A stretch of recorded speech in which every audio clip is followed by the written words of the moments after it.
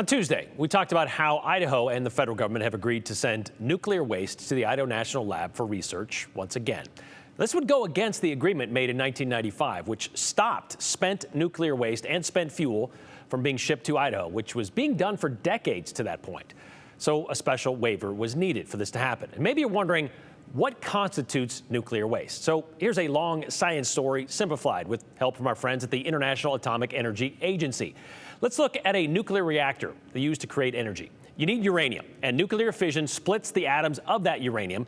That generates a lot of energy and heat, and that heat boils water, which creates steam, which turns a turbine to generate electricity. That process continues until the uranium runs out of, well, steam. And so you're left with spent fuel or waste. The waste is carefully stored in stages, in deep pools of water and special containers. And that waste also includes the tools, protective gear, and other products, byproducts that is, of the process. And that stuff can be pretty toxic and radioactive. Okay, so now that we're up to speed on what will be headed to Idaho again, Joe Paris finds out why and what it means. In the desert west of Idaho Falls lives a world-class facility, the Idaho National Laboratory. And a new agreement between the state of Idaho and the federal government has opened the door for new opportunities. It's probably about a year-long process to go from concept to execution. John Revere works at INL as Executive Director of External Engagement and Communications.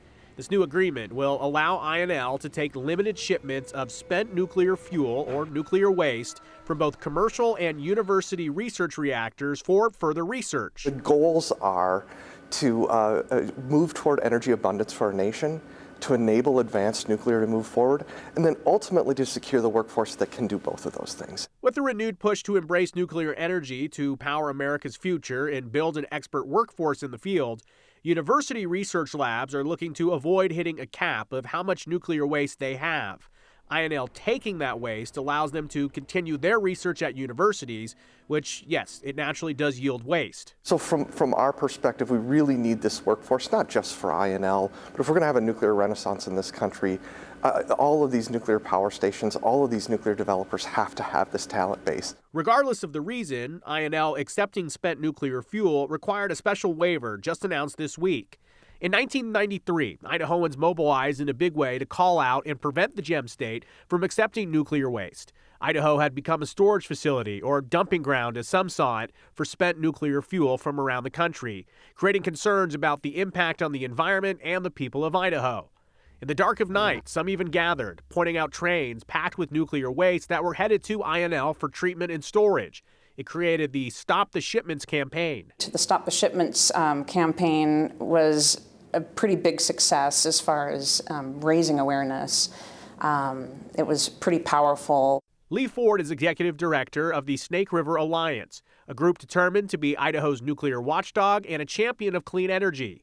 They were the centerpiece of the early 90s campaign. Eastern Idaho people got together and would watch the shipments of nuclear waste coming in, but it was the Shoshone-Bannock that actually put their police car on the tracks and stopped them. In 1995, a major win for groups like the Alliance, an agreement between the state of Idaho and the federal government, setting clear rules for nuclear waste handling at INL, capping what could come in, and requiring removal and treatment of what was already here. It is one of our strongest protections against being the nation's nuclear waste dump. Right now there's nowhere to put nuclear waste, no long-term repository, no interim storage facility for the spent nuclear fuel and high-level waste. Over the years, waivers or exceptions have been approved to exceed limits from the 1995 deal for things like further research. Notable events on the timeline happened in 2011, 14, 2019, 23, and now 2025. Supporters point out this is not about Idaho being a dumping ground. We're not bringing this in simply for a storage mission. And that's what the settlement agreement really was about.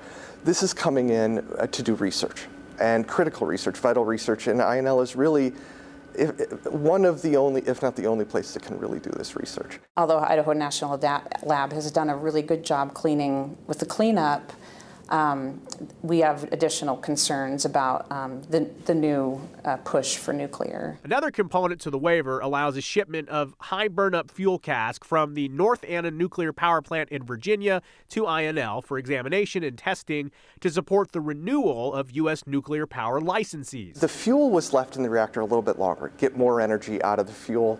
That way you need less fuel, you need less waste over time, or it creates less waste over time. So this fuel was left in the reactor a little bit longer. What we're going to do is look at how that fuel is behaving in storage over, say, 10 years. And that information is going to feed the relicensing applications of 54 reactors across the country. And really, it'll have applications for the relicensing applications of almost every reactor in this nation. It's a matter of perspective from here. Some argue a resurgence of nuclear power is vital to powering energy-heavy fields like growing AI and technology, opportunities to even power entire cities. Others will argue that there are better ways to power our planet. Doing more with solar, doing more with storage. I think that if we put the time and energy that we put into nuclear, into those kinds of things, we could go farther. We're not bringing it in just for the sake of bringing it in. It's all about enabling energy abundance, about enabling a next generation of advanced reactors, and about educating the workforce that can do both of those things. I think their research is going to try to further more nuclear waste creation. Research on cleaning it up, that's one thing, but research on making the problem worse is quite another. That's leaving our children with a huge mess to clean up, and we haven't so far figured out what to do with it. The lab exists to do precisely this kind of research, and the taxpayers of the United States have invested over decades in our capability to do this, and so we're the perfect place to do this kind of research. And I've seen some questions online since we first reported this on Tuesday. There is nothing in this new waiver, if you go through and you read it, there's nothing in that changes this major 2035 deadline. Brian, when I spoke with INL for this story, they even told me that, yes, we're on track to hit all the goals that are lined out in that 1995 agreement, and in some metrics, they're actually ahead of schedule. So it really is a matter of opinion based on how you feel on nuclear power and clean power energy resources. But this will be interesting to check in over the next several years. 2027 is when that shipment from Virginia is expected to come to Idaho. So, well, if it takes like 5 years plus for nuclear waste to kind of, well, I guess dissipate or kind of handle it, but how is that still going to be on timeline if we're getting new stuff in? It has to be out of there by 2035. So there are actually allowances within the 1995 draft to have some materials here in Idaho specifically for research. The big point of the 95 agreement is to make sure that Idaho really wasn't this dumping ground. But as you heard the expert from INL talk about, the National Lab is one of the most premier nuclear labs in the world. So this is the appropriate place to study some things. However, there will be critics, Brian, to your point, that will say it doesn't matter if they're studying waste. It's still waste coming in. So a matter of perspective there. All right, we'll see what happens over time. Thanks, Joe.